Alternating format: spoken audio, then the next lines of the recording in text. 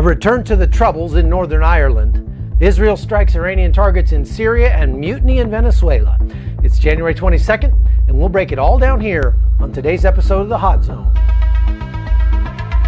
This is The Hot Zone. Engaging with the news in a whole new way, international war correspondent Chuck Holton brings insight into areas of crisis and lets you help those affected.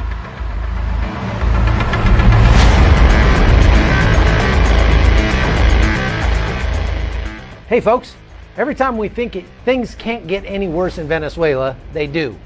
But before we get to that though, I just want to give you a quick update on the terror attack that happened in Colombia over the weekend.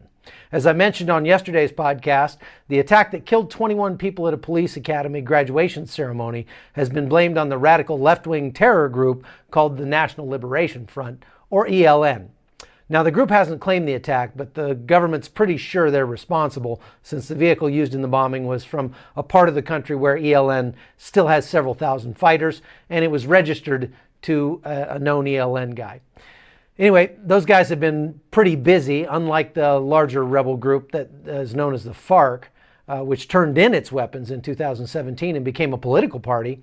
The ELN is still heavily involved in kidnapping and extortion and illegal mining, drug smuggling, murder, and they seem to have a special affinity for bombing Colombia's oil pipelines. Most recently, this week, ELN terrorists bombed the Trans-Andes pipeline, causing an oil spill that fouled a local waterway. This kind of stupidity happens on a better than weekly basis. ELN bombed the pipelines last year 64 times in just 2018 alone. As I mentioned, this isn't an ideological movement. It's a criminal one. And after the horrific bombing last week, the Colombian government is likely to step up its efforts to drive these savages back into the hole they crawled out of. Speaking of savages, another terror group raised its ugly head last Saturday night, this time in Northern Ireland. Members of the Irish Republican Army, which I think most people thought had gone away a long time ago, detonated a crude car bomb in the Irish city of Londonderry. Fortunately, in this case, nobody was hurt, and at least 4 arrests have already been made in the attack. As a matter of fact, they actually warned everybody to get out before they blew the thing up, which is weird. I'm old enough to remember what was called the Troubles, which was several decades of low-grade conflict between Catholics and Protestants in Northern Ireland.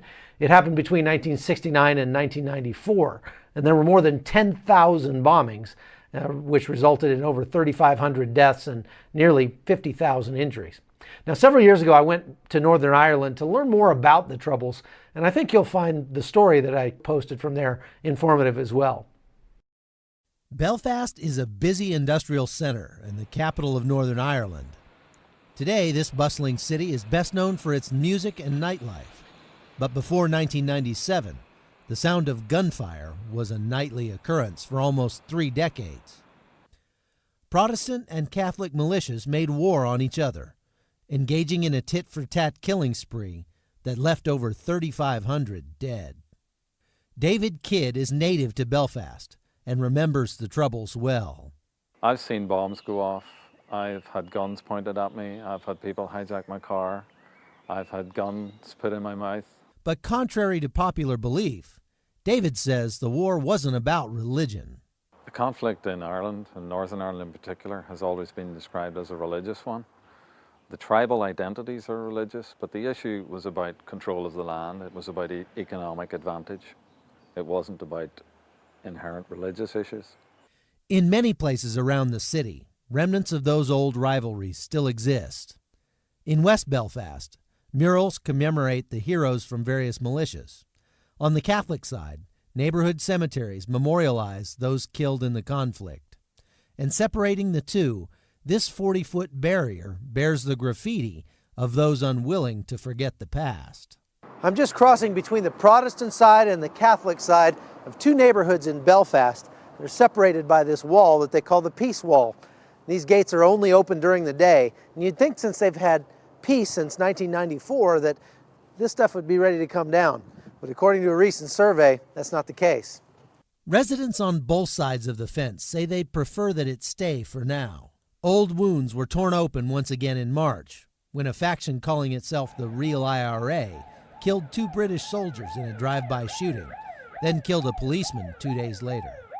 I sat down with Major General Tim Cross, a retired British Army officer who spent years in Northern Ireland, to see if he thinks recent killings signal a resurgence of sectarian violence. I think that's an aberration in the sense that I don't think it's a return to the Troubles. I think it's been a long haul, and there's a generation, 2 generations that have gone through these Troubles, and the vast majority of people in Northern Ireland do not want to go back to the 1970s. Andrew Rodding is another former British soldier who agrees. Really, there's no comparison between what it was like before and now. Before there was a threat of violence, now there is no overt threat of violence. So I'm full of enormous hope despite recent killings here, because people have decided they will not go back to what they had before, and for them and for their children, they want a new future of hope.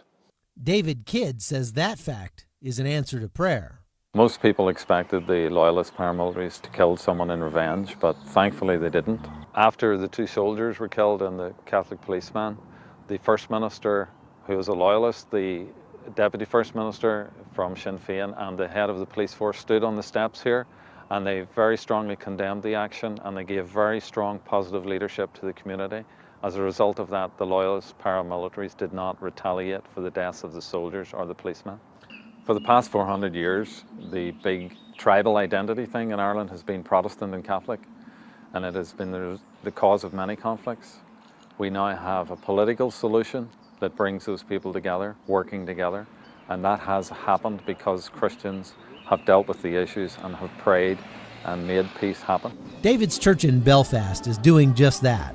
Called City Church, this thriving body of believers has grown up in the university district of the city and is well known for attracting new members by way of its award-winning coffee shop. When riots broke out on a street nearby during St. Patrick's Day this year, the church decided to take an active role in making sure that history never repeats itself in Northern Ireland. We thought, right, what should we do? So what we're going to be doing is, very shortly, we're going to be engaging with every member in that street, knocking on their doors, saying, would you not like now to just do something more positive, to give a more positive feedback into the community? We're going to get together, we're going to do clean the streets, we're going to have music on the streets, just trying to change the negative imagery that often people associate with Northern Ireland to one of positive celebration and joy.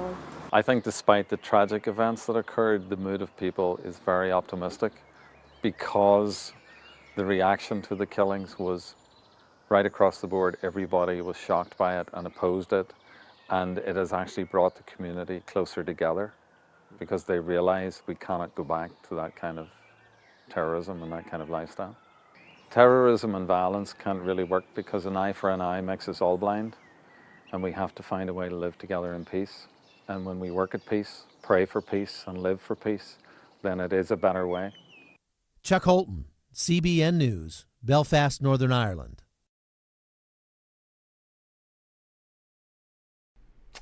An eye for an eye makes us all blind, indeed.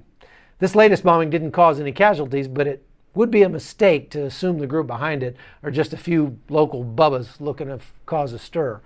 The group known as the New IRA is a straight-up terror group, and it's perpetrated occasional terror attacks in Northern Ireland all the way back to 1998. The worst of which killed 29 people.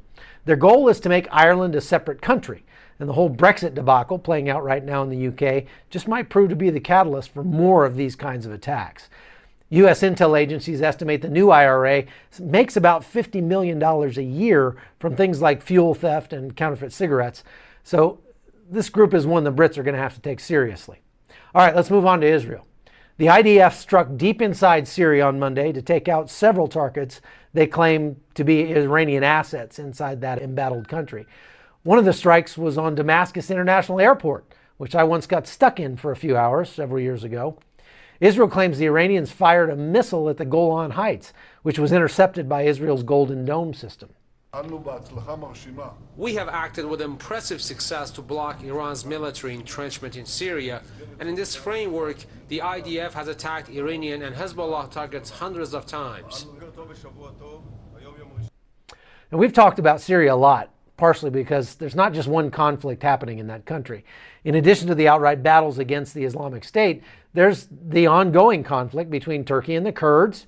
There's proxy wars between the United States and Russia, and another proxy war between Iran and Israel. And the potential for shooting the wrong people is tremendous, and it happens often enough that all the various parties have actually set up a party line of sorts to call each other and warn them when a strike is planned. In the case on Sunday, Israel warned Syrian units not to fire at their airplanes as they were striking right in the heart of Damascus. This almost borders on the surreal. I mean, can you imagine calling your sworn enemies on the phone and saying, hey, we're going to hit this target over here, so we're just calling to let you know we're not shooting at you this time. This is called deconflicting the battle space, and it happens all the time. I've seen instances in Iraq where the Kurds would get on the same radio frequencies with ISIS and let them know they were about to destroy a certain compound because they knew the ISIS fighters inside were actually conscripts who really didn't want to be there, or they suspected there might be civilians inside. Just one of those weird things about war in the 21st century. Now, this might be one reason President Trump wanted to get our troops out of this sort of like circular firing squad. But you have to wonder whether Iran would have felt bold enough to launch missiles at Israel if we had not just signaled our desire to leave. Whether that's true or not, Israel's never going to stand by and just let itself get attacked by anybody. But if they get too aggressive with Syria, they always run the risk of sparking an even larger regional conflict, and nobody wants that. The U.S. needs to keep a close eye on Syria, and pulling our forces out is only going to make that more difficult. All right, now on to Venezuela. On Monday, it appears there was an attempted coup, which didn't get very far as a group of National Guardsmen mutinied and stole a cache of weapons, apparently intent on sparking an uprising against Venezuelan dictator Nicolas Maduro. They stole some military trucks and they were headed toward the presidential palace in western Caracas when they were apprehended. At the same time, some videos surfaced on social media of like armed guys, guardsmen I think, encouraging the people to rise up and depose Maduro and his government. It appears they had the support of the opposition-controlled Venezuelan Congress because the Venezuelan Supreme Court then quickly declared that same Congress illegal. This is how it works in Venezuela. So things are getting pretty sporting over there, and even more like The Walking Dead than the last time we reported on it. People are suffering intense hardship without even running water in some places right now. If you ask me, that country can't continue much longer. Now, I've been to the border a couple of times and have watched the country descend to the depths of misery and deprivation that are truly hard to imagine. Venezuela doesn't qualify yet as a true failed state, but what do you call a country where people have eaten all their pets, they're catching pigeons off the roofs to survive, where inflation's topping 1,000,000% per year, and where crime is absolutely off the charts? And it's finally gotten bad enough that the people look like they're willing to lay it all on the line to depose Maduro. It's likely there'll be a huge demonstrations to that effect tomorrow, Wednesday, because that's a special holiday there, and they're calling for these big protests. It wouldn't surprise me if the dictator's regime doesn't last another month. But I've said it can't get worse before, and so far I've always been proven wrong. It almost always can get worse. Now, Maduro's weathered several other attacks on his presidency, like when a drone exploded over the podium where he was speaking at a parade in August of last year. But this time we're seeing a broad international support calling for his ouster, and the U.S. is levying even tougher financial sanctions against Venezuela, which is the right thing to do because every dollar we allow into that country right now is only going to serve to prolong the misery those people are going through. It's time for the Maduro regime to collapse under the weight of its own evil. And even if it does, the damage this period has done to the Venezuelan people, economy, and culture will literally take generations to undo. All right, that's all we have for today, folks. If you've made it this far, you must be liking what we're putting out, so why not go over and subscribe at patreon.com/hotzone. Every little bit helps us, and we'll be sure to show you how your support helps people around the world in times of crisis. Because this podcast isn't supposed to just be about telling you what's happening. I want to give you a way to actually affect what's going on by spreading love directly to the people who need it most. Thanks for being with us. Please share this podcast on your social media circle and leave us a review on iTunes. That helps a ton with the rankings. We'll have another great show for you tomorrow. See you then. I'm Chuck Holton, and this has been The Hot Zone.